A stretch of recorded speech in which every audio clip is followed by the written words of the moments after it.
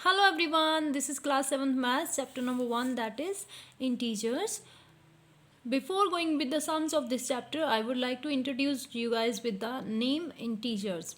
Integers are nothing new, these are just the numbers. As you know about the numbers, that is 1, 2, 3, 4, 5.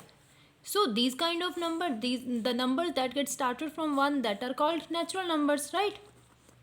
Hope you all know. And the number, those who get started from 0, 0, 1, 2, 3, 4, 5 and so on, right, that group of numbers is called whole numbers. Okay ji. Now can you please tell me that the number that gets started with negative sign, -1, -2, -3, -4, would we call them negative numbers? You can say negative natural numbers or simply negative numbers. But the whole of these numbers, totally positive numbers, 0 and negative numbers, all of these numbers, it will go further up to infinity. All of the numbers are called integers. Means if we are talking about all the positive, 0 and negative numbers, rather than to say natural number, whole number or negative natural numbers, we can just say a word that integers. So as the name shows, in this chapter we are going to deal with the positive and negative numbers. As in the introduction in your book, it is given that integers are the negative, 0 and positive numbers. Positive numbers that are without sign, negative numbers that are with the negative sign, right? So he said positive integers go up to infinity. Infinity means, beta, in maths we write it like this symbol. Infinity means the numbers which we can't count. It can go to lakh, more than lakh. We can't count it. On the right side of the 0, this is 0 and its right side, only positive numbers. Negative numbers go up to infinity, they can be infinite. We can't count them, we don't know up to where they will end. So these are on the left side of the 0. This is 0, its left side. Okay ji, this side called negative side, this is negative side, this is positive side. And last he said 0, this is simply an integer. It is neither negative nor positive. You may say that there is no any sign with 0, then it is positive.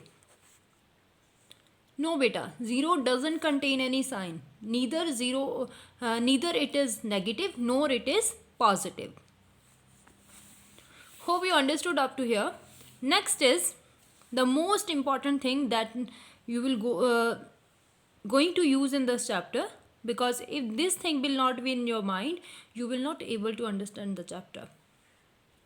That is how to multiply the integers. Hope you know this thing. If we are taking one positive integer and another is also positive integer, those whom we are going to multiply, then the answer will be a positive integer. Suppose we have 3 multiply 4 and both are positive, then answer will be positive. If we have -3 multiply -4, both are negative, answer will be again positive, because minus minus become plus. Right? As here he has given you many examples. 5 into 4, both are positive numbers, so answer is positive. Here these two are negative number. Minus minus become plus, so answer is positive. You can check all these examples, beta. And next is, if one term is positive and another one is negative. For example, if 3 is positive and 4 is negative, what will be the answer? 4 3s are 12. This is a negative, this is positive.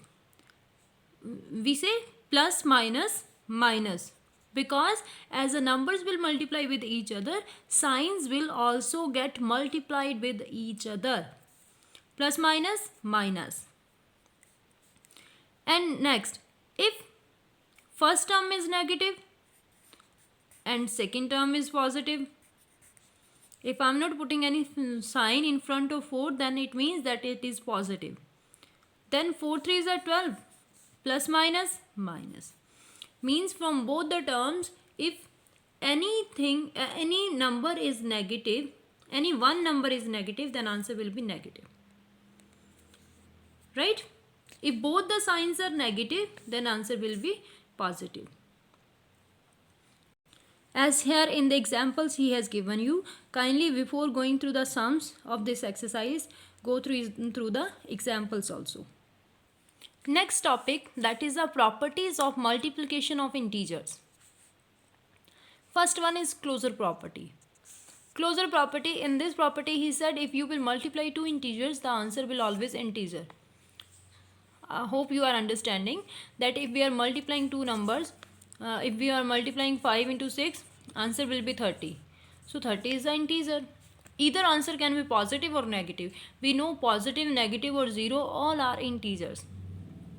Next, commutative property. Right? According to this property, he said either you multiply m with n or you multiply n with m. Answer will be same. Obviously, either you multiply 3 with 5 or you multiply 5 with 3. 3 को चाहे 5 से multiply करो या 5 को 3 से multiply करो, answer तो 15 ही होगा ना. Right. Next is associative property. You have to keep these properties in your mind because above two activities were properties were very easy. These are the general properties, right? So keep these properties in your mind. If it is L multiply, start with bracket m into n, you can write it L into m in one bracket can multiply with n. This format you have to keep in your mind. He said either we do like this or we do like this. Answer will be same. But it can be asked in the question, write the associative property of integers. If this property will in your mind, only then you could write na. Otherwise you will lose the marks. Last, distributive property. According to this property, suppose we have L multiply m plus n. We can write it by distributing L into m plus sign L into n. We can write it by opening the bracket. Kindly go through the properties first, then we'll start with exercise. Exercise we'll do in next video. Thank you.